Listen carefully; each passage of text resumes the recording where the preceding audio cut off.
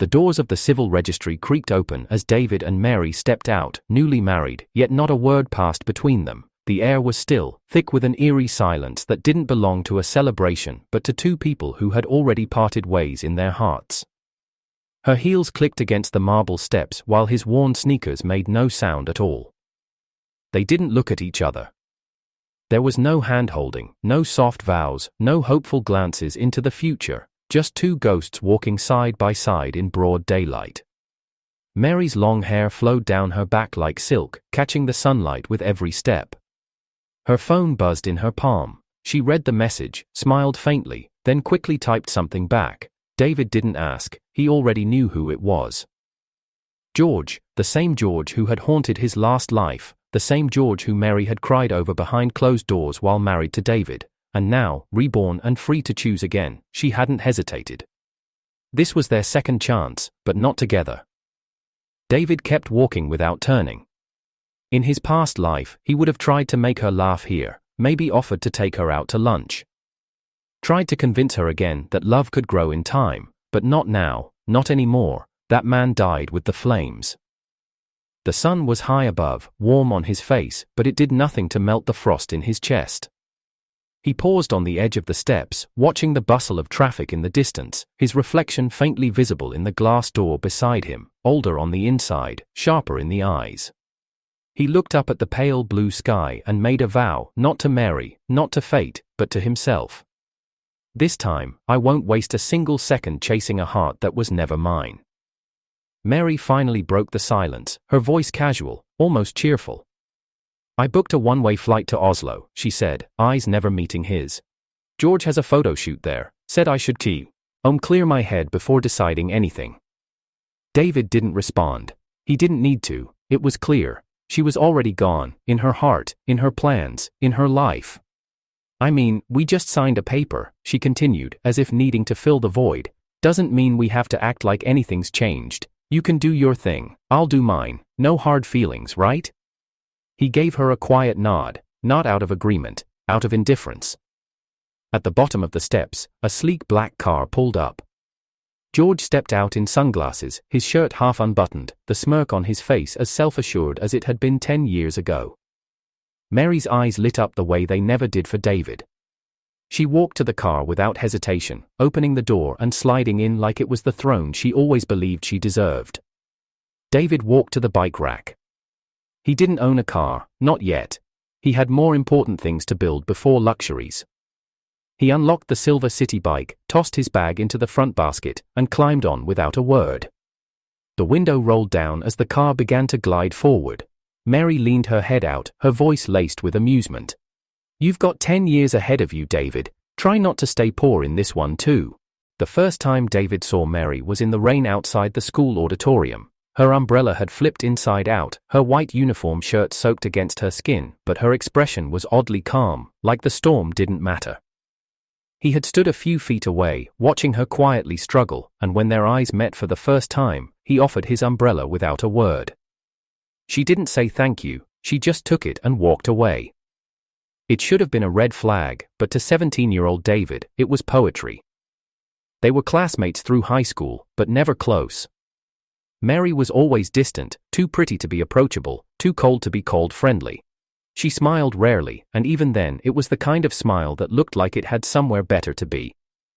David was the top student, the kind who stayed late in the library, not because he had to, but because books were safer than people.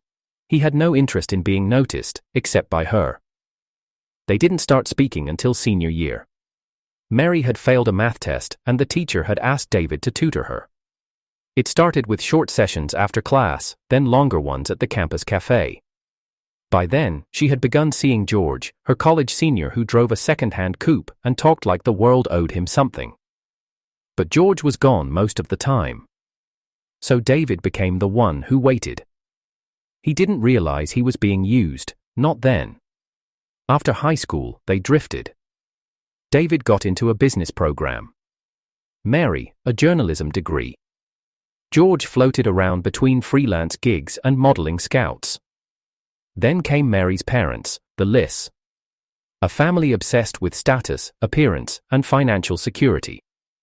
When George's background was revealed, petty theft as a teen, unstable job record, the list shut him out completely. Mary begged them to reconsider, they refused, and when David came to visit their home to drop off a book she had left behind, Mr. Lee looked him up and down like an asset appraisal. 2 weeks later, Mary agreed to an arranged marriage with David. She didn't love him, she didn't even pretend to. But David, foolish and in love, accepted her silence as shyness.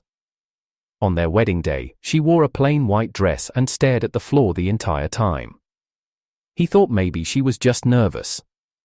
She wasn't. The first year of marriage was ice. Mary barely spoke at home, avoided physical touch, and never once smiled at David the way she used to smile at her phone screen when George's name popped up. She still met George in secret. David found out a year later when he accidentally read a message meant for her friend. Sometimes I close my eyes and pretend it's still George beside me. He confronted her. She shrugged. We're married on paper, David, that's all. He should have left then, but he believed love could change things. So he tried harder. He worked longer hours to give her everything. Bought her gifts she never touched. Took her on trips she never enjoyed. Cooked her meals she barely tasted. At night, she lay beside him but was always a million miles away.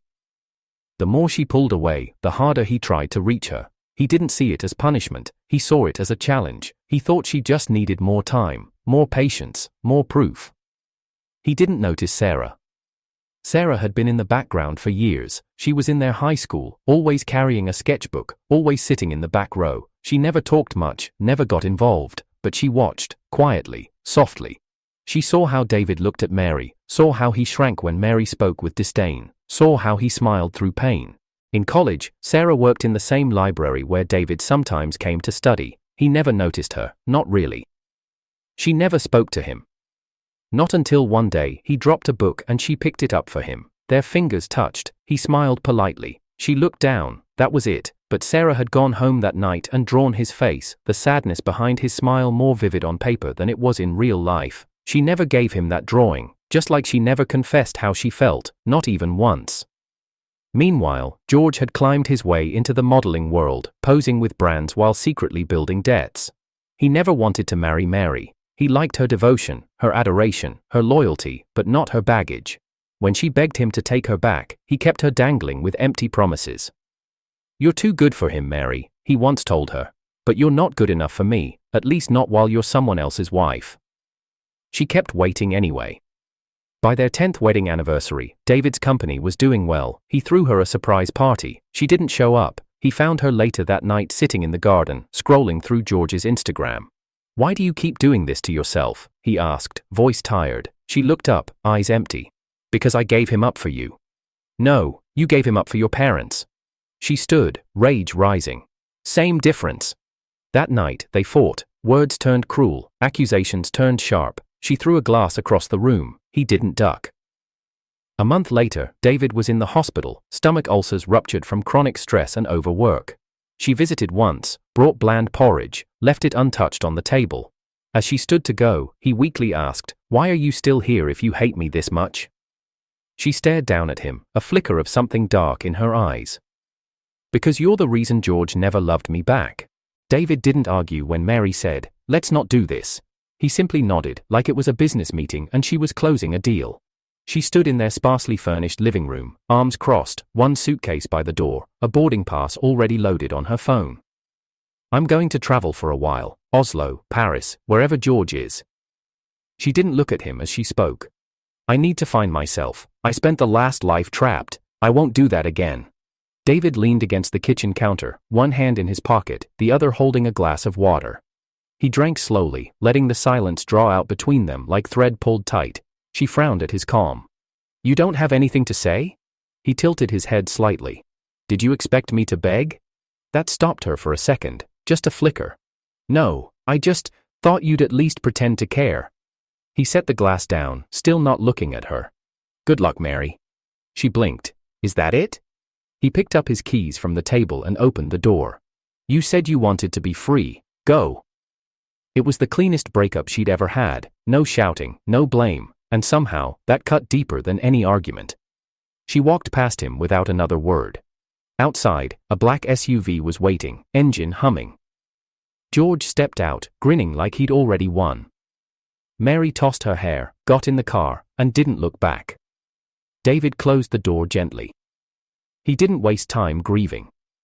In his past life, he had lost 5 years trying to win her affection and another 5 building a business only to have it all ripped away by the same woman who claimed to be his partner. This time, he had a 10-year head start, and this time, he wasn't wasting it on anyone who didn't choose him first. By the end of the week, he had liquidated the inheritance money his parents left him, money that, last time, he naively handed over to the Lees to prove he was serious about their daughter. Not again. This time, he invested it all into early-stage tech startups, media platforms, and video editing software tools still in beta.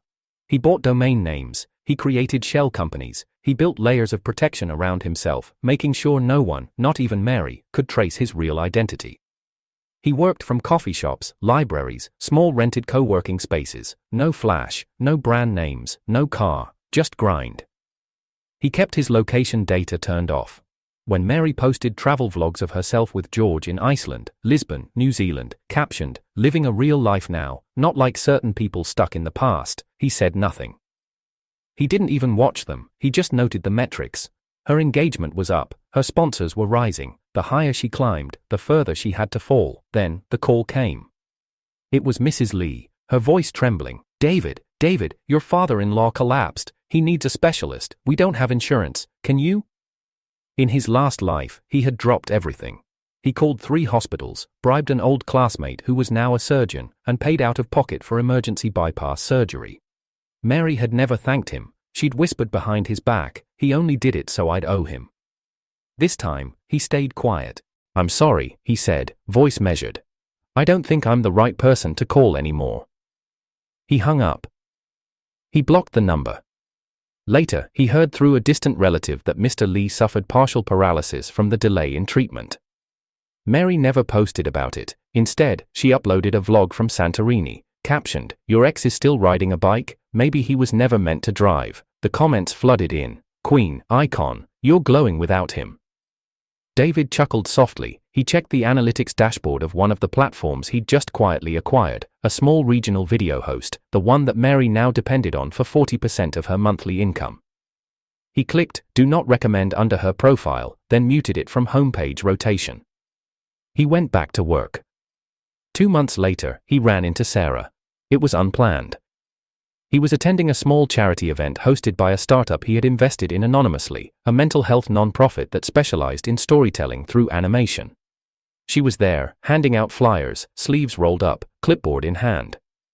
Her hair was shorter now, still brown, still tucked behind her ear when she was nervous. He almost didn't recognize her until she glanced up and froze. "David?" He nodded, polite. "Hi, Sarah." She blinked, then smiled softly. "You look different." He laughed once. "Older, less stupid." She tilted her head. "More focused." They spoke for a few minutes, surface-level things. He didn't tell her about the companies. She didn't ask. But just before she left, she turned and said, "You know, I remember your thesis project in undergrad, the media one, the predictive content AI?" He raised an eyebrow. "That was a long time ago." "I still think about it," she said, backing away. "You had a way of seeing the future before it arrived." He watched her walk away, didn't smile, didn't chase. Just whispered under his breath, "This time, I won't let the future slip." The night air was quiet, too quiet, the kind that presses against your ribs when you try to breathe.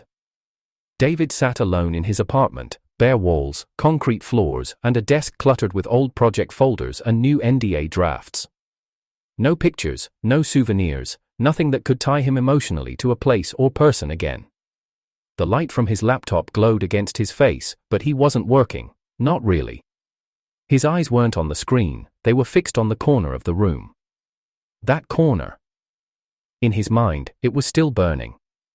He could still hear the crackle of the flames from 10 years ago, could still feel the sting in his throat as smoke coiled up around him. He remembered the heavy scent of kerosene and betrayal, how the heat licked at his skin, how the room blurred from red to black. He remembered the blur of Mary's figure in the doorway, her voice trembling with rage, not regret. "It's all your fault," she had screamed as she lit the match. "If I hadn't married you, George wouldn't have abandoned me, I wasted 10 years pretending to be your wife. He had woken up in a hospital, tubes down his throat, monitors beeping. Mary never came, but the police had. She told them it was an accident. No one believed him. And when they released him, burned and humiliated, she was already gone, chasing George across Europe, leaving behind only his ruined health and an apartment full of ash. Now, reborn and watching the same woman fly around the globe flaunting her freedom, David wondered if it was wrong not to feel anything. Should he have guilt? Should he have closure? He didn't know. He only knew one thing: the man from that night, the one lying in a hospital bed, weak and heartbroken, was dead. This new version didn't beg. This version only built. And yet, in his silence, someone had begun slipping into the edges of his carefully curated emptiness. Sarah, she never barged in. Never expected more than he could give. Their conversations were simple, sometimes about the non-profit's latest animation script, sometimes about a coffee blend she discovered on her walk, sometimes just about silence. He never told her the whole story, she never asked, but she listened, truly listened, to the pauses between his sentences. He saw how she noticed the tension in his jaw when someone mentioned the past. How she gently deflected any questions about love. She never flirted, never played games. And somehow, that unnerved him more than anything, because she was kind without motive. And he didn't know what to do with kindness he hadn't earned. One evening, Sarah stopped by his workspace to drop off a project folder. She didn't linger. But before she left, she turned back at the door and said, "I know what it looks like when someone's stuck in yesterday. You're not stuck, David, but you're bleeding under your armor." Then she left. He didn't move for a long time. Later that night, as he sifted through back-end analytics from one of his shell companies, Aura Peak Media, an influencer marketing firm gaining traction among mid-tier creators, he saw something that stopped him cold. A new application had just been flagged by the internal moderation filter. Username, freedom, with .mary, attached, resume, travel blogger.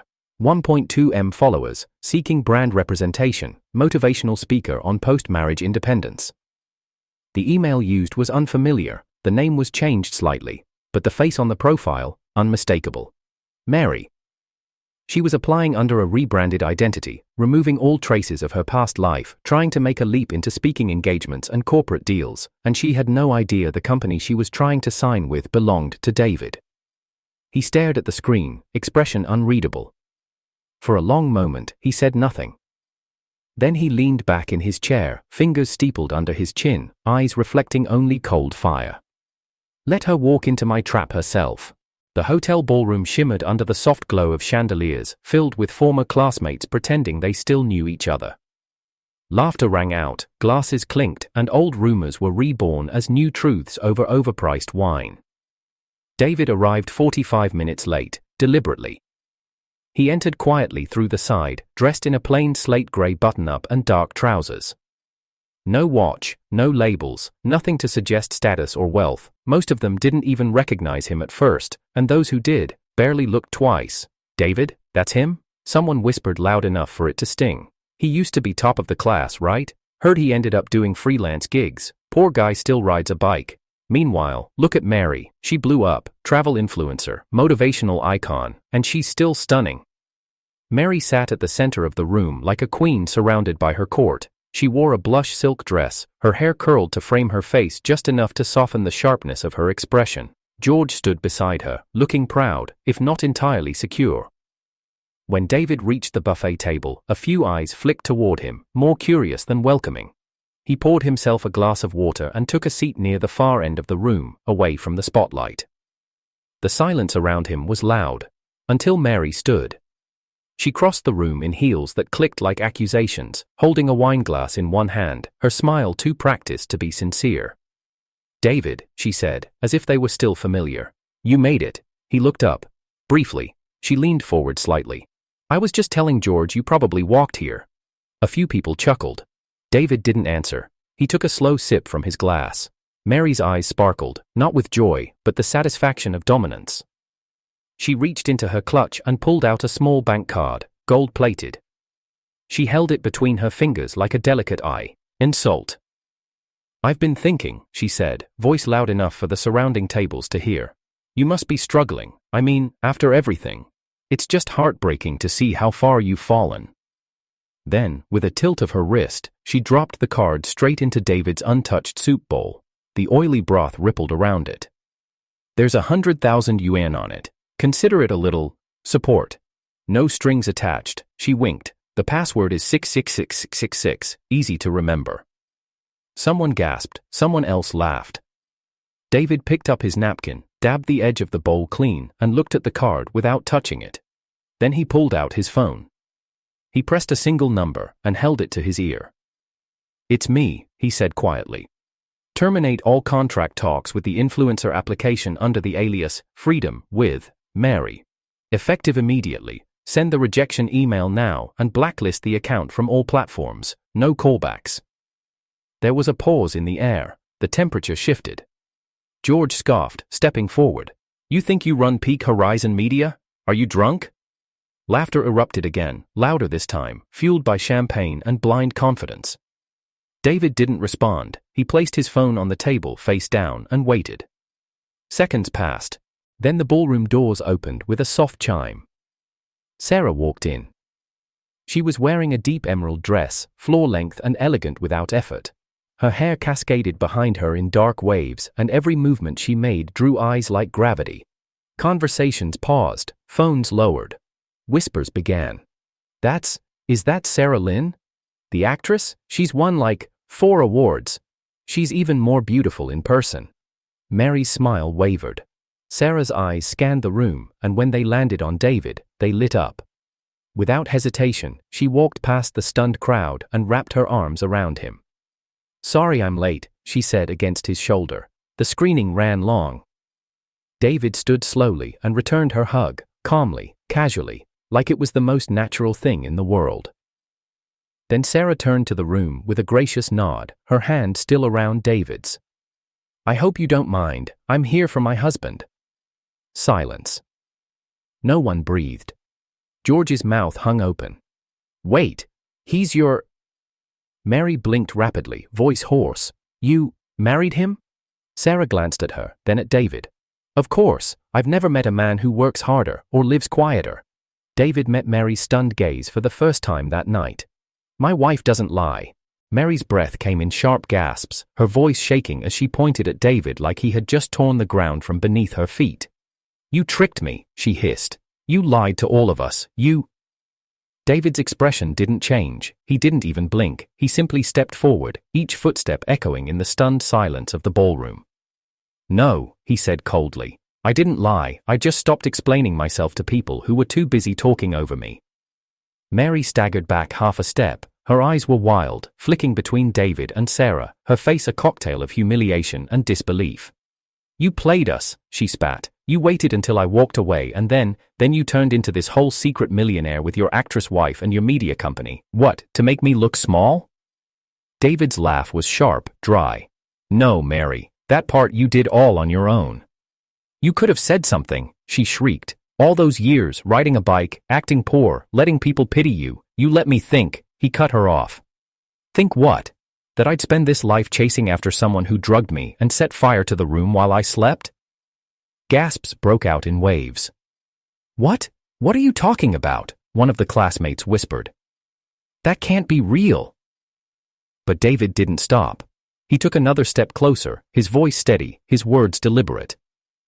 "You think I forgot what you did? You think because you lit the match in the dark it wouldn't follow you into the light?" Mary's face went white. "You stole company data and sold it to competitors. You lied to my face for years. You gaslit me into thinking I was the reason you were miserable, all while crying over George and pretending I was the jailer of your golden cage." She tried to speak, but her throat locked. "You told everyone you were a housewife, a victim, a woman forced into a loveless marriage, but what you really were was the architect of your own failure. I didn't cage you, Mary. You walked into a palace and complained it didn't come with a crown." Sarah stepped forward then, calm as ever, her voice quieter but sharper than steel. "And even after everything, you still kept lying, telling the world you were an independent woman while living off fake brand deals and siphoning your father's medical funds to support a man who never loved you." Mary turned sharply. "What the hell do you know?" Sarah didn't flinch.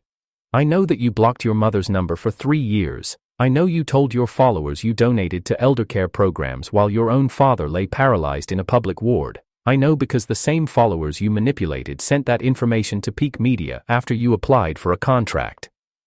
Mary's mouth opened, but no words came out. And then, without warning, the ballroom doors burst open again. "Mary Lee!" a voice roared from the entrance. Everyone turned. It was Mrs. Lee. Her hair was a mess, her coat hung half off her shoulders, her eyes were red from tears and fury. She stormed forward, pushing past waiters and gasping classmates, her hand raised, and she slapped Mary across the face so hard it echoed. "You ungrateful girl," she screamed. "You left us to rot. Your father needed surgery and you gave his savings to that parasite George." Mary held her cheek, eyes wide in horror. "Mom, what are you? How did you even?" Mrs. Lee slapped her again. "How did I what? Find you? You're all over the internet showing off your empty life like it's some kind of prize, and now I find out you're broke and George is deep in debt?" George paled. Someone turned toward him. "Wait, what debt?" Mrs. Lee whipped her head toward him. "You owe over 700,000 yuan in gambling and tax evasion, and don't you dare act like you didn't know what Mary did to fund your lifestyle." George's carefully composed smile vanished. "That's not. She took her father's money," Mrs. Lee shouted, "said it was a loan to invest. Next thing we know, she's flying to Bali while her father can't even speak properly anymore." Mary shook her head desperately. "Mom, it wasn't like that." "It was exactly like that," her mother shrieked. "And now you're here pretending to be someone worth admiring? You're a disgrace!" The room was frozen in place, every face turned toward the storm unraveling at its center. Mary collapsed to her knees, tears smearing her perfect foundation. David looked down at her, unmoved. "You called it freedom," he said, his voice low and cruel. "But what you really wanted was indulgence without consequence." Mary looked up, trembling.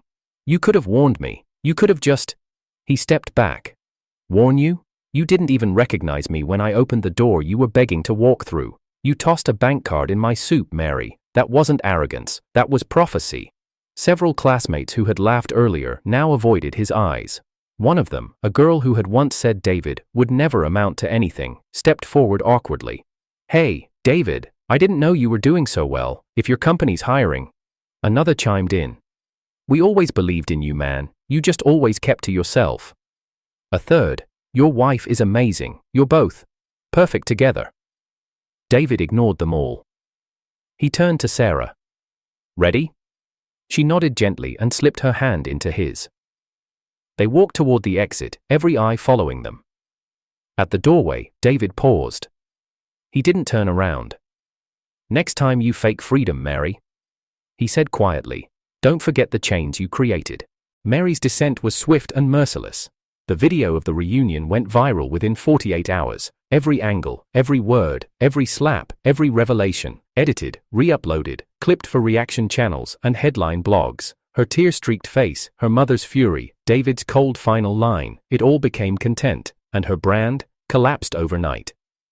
Sponsorships pulled out citing breach of integrity, speaking events were quietly cancelled, travel companies who once begged for her to promote their resorts now sent cold legal letters demanding refund and compensation. The comment sections turned savage. "I used to admire her, she's just another fake, takes her dad's medical money and calls it healing? That man she humiliated, he's the real icon." And George, gone. He vanished within days of the fallout, accounts wiped, phone numbers dead. Her last text to him, "We'll fix this together, right?" was never read.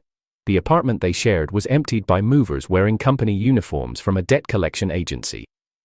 Mary returned to her parents' crumbling home, only to find the locks changed. Mrs. Lee opened the door just enough to spit. "Your brother's future is ruined. You think we'll let you stay here for free now?" Mr. Lee, still confined to his wheelchair, didn't speak. His eyes, once proud and controlling, held only disappointment. Mary cried, screamed, pleaded.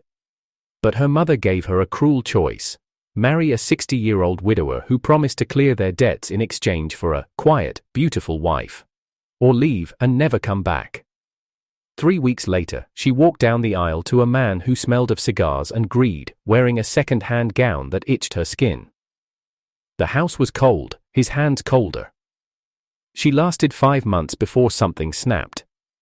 It started with screaming, then shattered glass, then bruises, some on her, most on him. He called the pole ice, said she tried to strangle him in his sleep, that she had hallucinations about her past and screamed about fires and betrayal.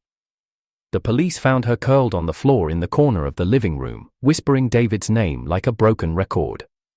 She was institutionalized briefly, evaluated, released under supervision. Until she returned to her parents' home again, this time with a kitchen knife. Mr. Lee didn't survive. Mrs. Lee and her son David were found with minor wounds, but trauma permanently imprinted. Mary was arrested without resistance. At the time of her capture, she was sitting in her childhood bedroom, covered in blood, humming a song that no one could identify. The headline was everywhere. From influencer to inmate, the tragic unraveling of Mary Lee. Subheader, ex-wife of Peak Media's secret CEO spirals into deadly violence. David didn't follow the updates closely, he didn't need to. He had already closed that chapter. Instead, he poured himself into peace, into Sarah. After the media whirlwind faded, they disappeared together to a quiet mountain town. No internet, no reporters, just fresh air, slow mornings, and firewood crackling in the hearth. They walked through foggy trails and drank tea that tasted like quiet victory. One night, as they sat beneath a sky littered with stars, Sarah leaned her head on his shoulder. He told her the story. Not just of his past life, but the truth, of the fire, the hospital, the marriage, the silence, the slow betrayal, the second chance. I died believing she loved someone else more than she hated me, he said softly. But I was wrong, she didn't love anyone, she just needed someone to blame. Sarah didn't speak for a while, then she reached out and gently held his hand. We're not them, she said, you're not who you were, and I'm not her shadow. He squeezed her hand back. A week later, they returned to the city. Business resumed, life moved on. One morning, as sunlight streamed through his office window, his phone buzzed, a court notification. He tapped the screen. Mary Lee, sentenced, appeal denied. He stared at the screen for a few seconds, unmoved. Then, quietly, he locked the phone, slid it into his drawer, and stood.